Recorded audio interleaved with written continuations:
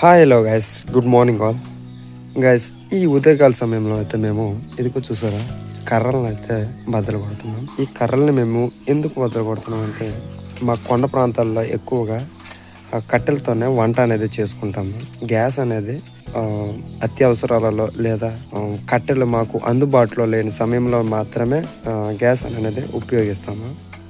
So అందుకోసం నేను ఈ ఉదయకాల సమయంలో మేమైతే కర్రలు అనేది ఈ విధంగా బద్దలు కొట్టడం జరిగింది. ఇంకా కొన్ని ఉన్నాయి, వాటిని కొట్టాలి. అది వచ్చేసారు కదా అక్కడ.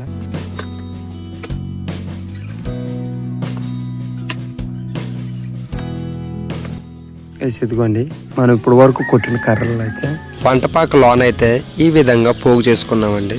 చూసారు కదా. ఇప్పుడు కొట్టిన కర్రలు సుమారుగా 3 నుండి 4 రోజుల వరకు అయితే వస్తాయి. ఇది ఈరోజు వీడియో.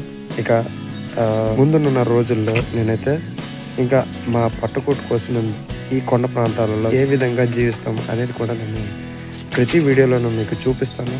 సరే మరి, ఉంటా మరి, బాయ్.